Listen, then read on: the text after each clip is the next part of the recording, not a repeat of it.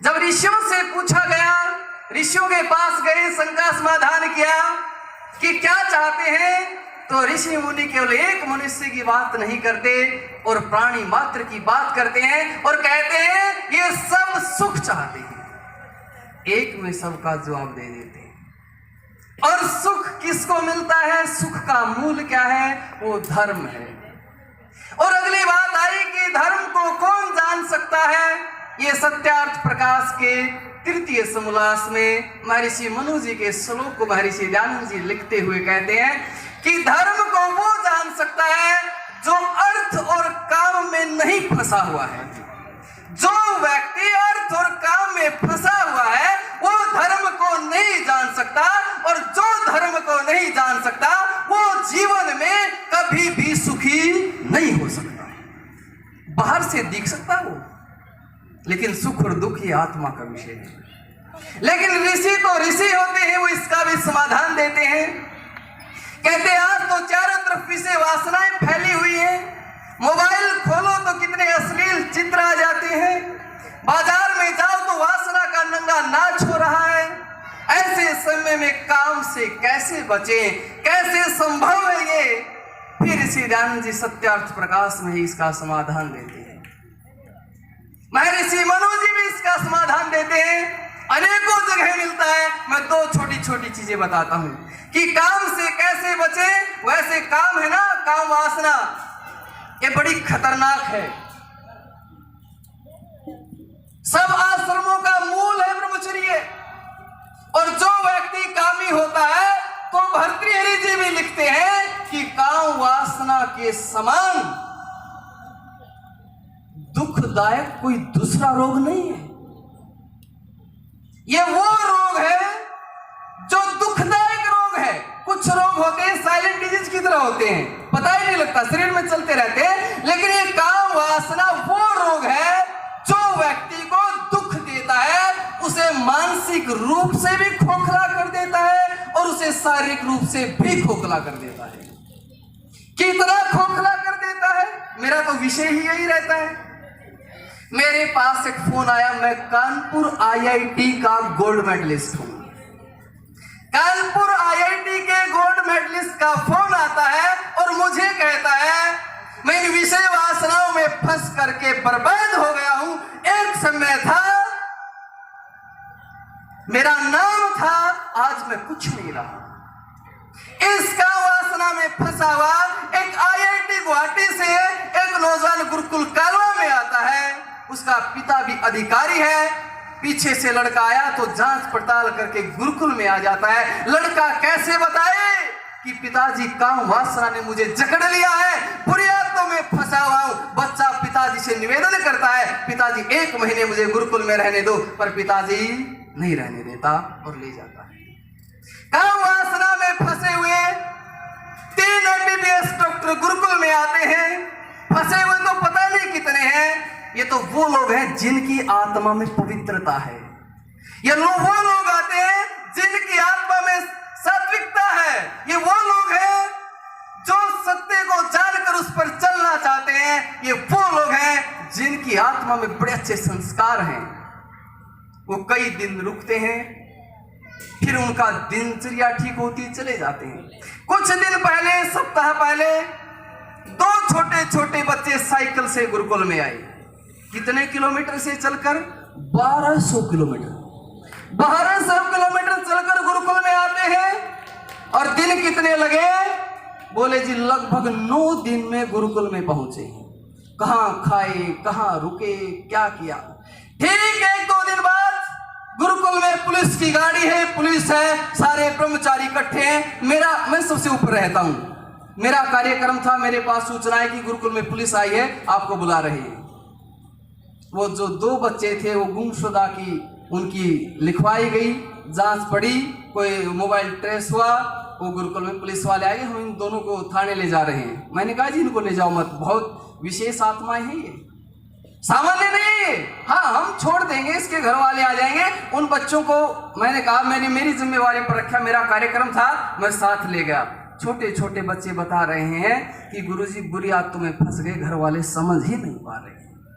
हम चाहते हैं हम सुधर करके माता पिता के लिए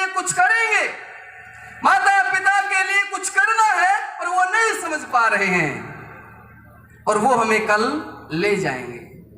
कौन समझाए इनको, कौन बताए ये काम वासना आज कितने चरम पर है? कौन बताए कि ब्रह्मचर्य मूल है, नींव है? कौन बताए कि महर्षि पतंजलि जी भी जब मनुष्य जन्म का परम लक्ष्य लिखते हैं तो वहां ब्रह्मचर्य लिखते हैं? कौन बताए कि जब ऋषि धन्वंतरी जी से उसका एक विद्यार्थी पूछता है, गुरुजी कोई ऐसी औषधि बताओ जो सब रोगों में काम आती है, तो ऋषि धन्वंतरी जी वहां किसी का जिक्र करते हैं तो ब्रह्मचर्य का जिक्र करते हैं। आज कौन बताए इन चीजों को? दम है तो सिर्फ और सिर्फ आर्यों में दम है। क्यों? क्योंकि आर्य सिर्फ बोलते नहीं, जीवन जीते हैं। है कोई जो बोल पाए खुलकर ब्रह्मचर्य पर? डर लगता है। मैं आप सबसे यही निवेदन करता हूं। ऋषि दयानंद जी महाराज सत्यार्थ प्रकाश के द्वितीय समोल्लास में लिखते हैं कि ब्रह्मचर्य क्यों जरूरी है, लाभ क्या है, ब्रह्मचर्य पालन कैसे हो। समय कम है, सत्यार्थ प्रकाश सबके घर है, पढ़ लेना कि ब्रह्मचर्य पालन कैसे हो और ब्रह्मचर्य नाश के दुष्परिणाम क्या होते हैं। ये ऋषि दयानंद जी महाराज लिखते हैं। जब आप संस्कार विधि पुस्तक उठाएंगे, संस्कार विधि पुस्तक में ऋषि दयानंद जी महाराज फिर लिखते हैं कि ब्रह्मचर्य नाश करने वाला महादुख सागर में डूब जाता है। महादुख सागर शब्द प्रयोग किया है। और ऋषि दयानंद जी लिखते हैं कि आज ये काम वासना इतनी क्यों फैल गई है, तो संस्कार विधि में ही लिखते हैं कि विषय संबंधी बड़ा अधिक आनंद है विषयों में। कब आनंद नहीं लिखा, कहते अधिक आनंद है, लेकिन आगे लिखते हैं जो आनंद ब्रह्मचर्य में है वो आनंद एक कामी व्यक्ति सपने में भी नहीं ले सकता। सपने में तो कुछ भी कल्पनाएं हो सकती हैं, लेकिन वो आनंद एक सपने में भी नहीं ले सकता। तो मैं आप सबसे ये निवेदन करना चाहता हूं, सुख का मूल ब्रह्मचर्य है, आधार ब्रह्मचर्य है, और फिर आता है कि आप काम से बचें। महर्षि मनु जी भी लिखते हैं यथा यथा मनस्तस्य, यहाँ एक श्लोक आता है कि जब जब शरीर से बुरे कर्म की इच्छा हो तो मन से उसकी निंदा करें, उसके विपरीत सोचें, उसकी हानियों पर विचार करें, तो आप बुरे कर्म से बच सकते हैं। और ब्रह्मचर्य पालन कैसे हो, ये सत्यार्थ प्रकाश जरूर पढ़ना। वो ऋषि जी ने ये लिखा कि माता पिता बातें बच्चों को सिखाएं, इसलिए लिखी गई सत्यार्थ प्रकाश में। और बात आई अर्थ की कि अर्थ से कैसे बचें। आज लोग बड़े लालची हो गए हैं, दान देना पसंद नहीं करते, और कोई दूसरा देता तो उसे भी रोकते हैं। बोले क्या करेगा, कोई बात नहीं, इनके बतेरा है, कोई कमी नहीं इनके, ऐसे अरे तुझे देने नहीं लेने नहीं। कहते अर्थ भी दान भी करें, चाहे श्रद्धा से करें, अश्रद्धा से करें, भय से करें, लज्जा से करें, दान करें। और ऋषि दयानंद जी महाराज ऋग्वेद आदि भाष्य भूमिका में लिखते हैं, क्या लिखते हैं? कहते दान बड़ा कठिन काम है, कठिन लिखते हैं, सबके बस की बात नहीं दान करना, दान बड़ा कठिन काम है। और लिखते हैं कि दान से शत्रु को भी मित्र बनाया जाता है, बन जाता मित्र। और मैं तो परमात्मा से एक प्रार्थना करता हूं कि प्रभु मुझे अर्थ और काम से बचा दिए, जीवन पार है। और प्रयास करता हूं, वैसे मेरे पास भी आते हैं महीने में 15, 20, 25, 30 हजार रुपए, छोटा सा काम सा है, पर अपने अकाउंट में रखता नहीं, आते कर देता हूं इधर उधर। कहते यदि पैसे जुड़ गए लालच हो जाएगा, 5,000 जुड़ गए, 10,000 जुड़ गए, ये इसमें इतने हो गए, मैं जोड़ता नहीं।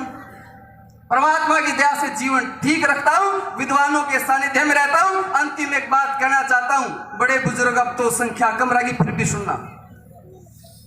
यहां आर्य परिवार है, आर्य परिवारों के बच्चे बड़े अच्छे होते हैं, फिर भी अपने बच्चों को ब्रह्मचर्य की बात निरंतर बताते रहना। मेरे पास वो उदाहरण हैं, वो घटनाएं हैं जिनके बारे में लोग कल्पना भी नहीं कर सकते कि ये व्यक्ति कामी होगा, इसने अपने ब्रह्मचर्य नाश किया होगा, कल्पना भी नहीं कर सकते। क्यों? वो काम वासना में क्यों फंसते हैं? क्योंकि निरंतर ब्रह्मचर्य की विद्या जरूरी है। और पहले मानस अपने बालका की बात कया करते बुजुर्ग आदमी कि बेटा तेरे सारे उलाने उठ लेंगे, टोटा नफा भी खेलेंगे, हार जीत भी देखी जाओगी, पर लंगोटी का कच्चा मत हो, ये यूं लाना नहीं उठेगा। अपने बड़का ने जब तक ये माता पिता संदेश देते रहे, जब तक इस देश में नौजवान लंगोटी के सुच्चेर पक्के रहे, और जब से ये बड़ों ने कहना छोड़ दिया है, तब से नाश हो लिया है। माताओं से भी कहना चाहूंगा, ये बहनें हैं, युवा अवस्था में आते ही विचारों में पता नहीं क्या क्या परिवर्तन आ जाते हैं। यदि माताएं हर सप्ताह कम से कम एक बार, हर सप्ताह कम से एक बार अपनी बेटी को ये कहती रहना, बेटी तू घर की इज्जत से ख्याल रखिए, बेटी घर की इज्जत है, ख्याल रखिए, तो बेटी में बिगाड़ नहीं आऊगा। पर हम कहते तो को नहीं, बताते तो को नहीं। तो मैं आप सबसे ज्यादा समय ना लेते हुए अंतिम एक छोटी सी बात कहकर के अपनी वाणी को विराम देता हूं कि सारी भूमिका माता पिता की है। यदि इस माइक वाले जिसने कंपनी ने माइक बनाया और कंपनी इसकी गारंटी वारंटी नहीं लेती तो कंपनी नकली है, इसमें प्रोडक्ट की कोई कमी नहीं है। जब माता पिता अपनी संतानों की तसल्ली नहीं दे पा रहे हैं तो फिर कहा है कि क्या निर्माण किया और क्या गृहस्थाश्रम उनका। यहां का तो इतिहास रहा है, राजा अपनी प्रजा के बारे में घोषणा करता है कि मेरे राज्य में कोई चोर नहीं है, कोई चरित्रहीन नारी नहीं, पुरुष तो कहां से होंगे, कोई नशा करने वाला नहीं है। ऐसी ऐसी घोषणाएं हमारे राज्य में आजकल माता पिता अपने बच्चों की नहीं कर पा रहे हैं। तो मैं आपसे फिर निवेदन करता हूं और आपसे ये कहता हूं, सत्यार्थ प्रकाश संस्कार विधि ऋग्वेद आदि भाष्य भूमिका ये तो कम से कम पढ़ो और अपने बच्चों को हर सप्ताह में चाहे हर रोज दोहरा दो, अपने बेटे को भी दोहरा दो, अपनी बेटियों को भी दोहरा दो, तभी चरित्र बच सकता है और तभी ब्रह्मचर्य मजबूत होगा, तभी सन्यासी निकलेंगे, अन्यथा संभव नहीं है। धन्यवाद, नमस्ते।